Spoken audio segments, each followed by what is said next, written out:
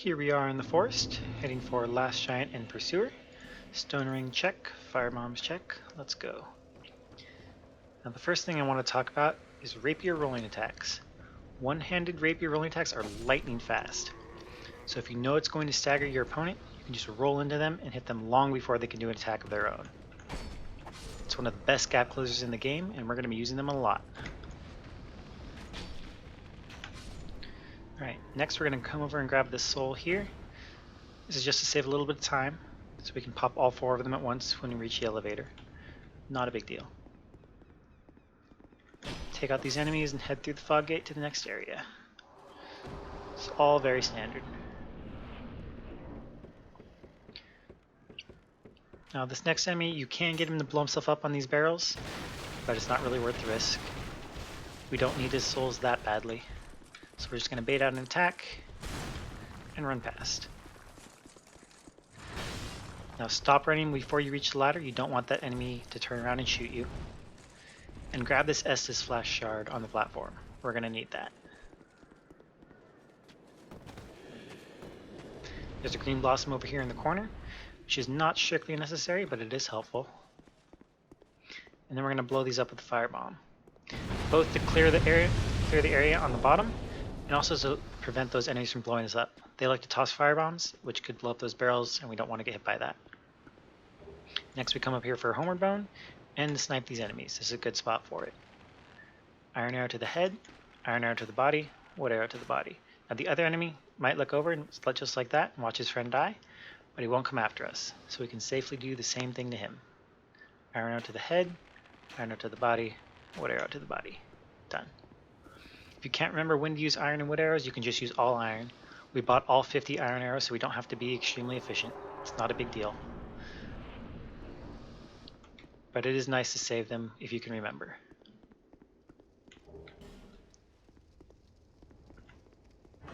Alright, and now we're heading to Last Giant. We'll pop those souls that we picked up on the way down. Alright. Now it's possible to get Last Giant stuck in an AI loop where it tries to step on you over and over again. You can just walk around him without having to dodge. It's very nice, very fancy if you can pull it off. I'm not going to go for it because I'm not that fancy. I'm not going to risk it. Yeah, this can be a tricky boss. It has some very big hitboxes, very slow attacks. It's not easy to roll through them. You kind of just need to get out of the way. Fortunately, he is pretty slow and somewhat predictable, so it's not too hard to bait and attack out. There we go. Bait and attack from the front, run underneath him, and then you can hit his legs pretty easily. Oh, the rare belly flop. You don't see that every day.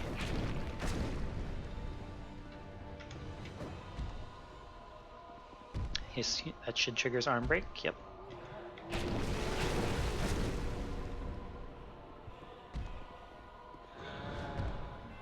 Yeah, you don't want to be in a position where you have to roll through one of those attacks.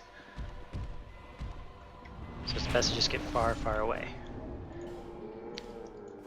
Okay, now you may have noticed I like to equip my Seldora set before the fight, at least the hat. You don't want to miss out on souls in this run. So it's a good idea to equip some of the pieces beforehand, so you only need to equip 1 or 2 things after the fight. Makes it a lot easier to make sure you don't miss any souls. Anyway, with that boss down, our next stop is Malentia. We want to get the Silver Serpent Ring now, so we have it for Pursuer. The extra souls will be very helpful in order to get all of the items and levels and upgrades that we need. So, we'll buy a couple of bright bugs from Malentia. Spending 10,000 souls here will cause her to give us the ring. Oops. And then we will send her to Majula. I think I need to talk to her one more time. Let's try that again. There we go.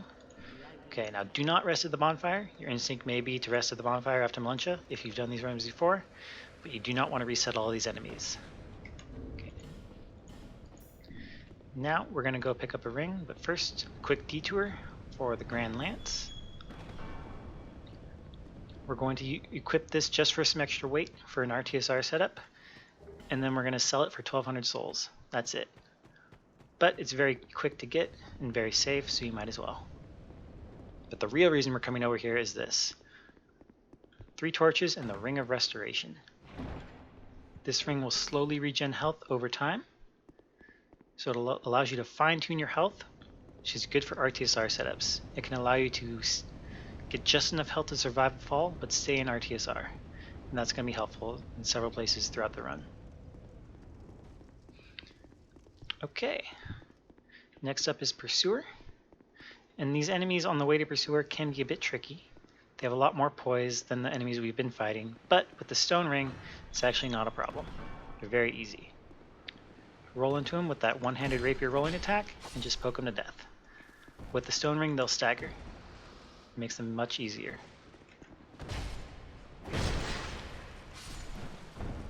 If you don't have the Stone Ring, don't do that. They can poise through your attacks, and you can easily die. But with the Stone Ring, it's very safe.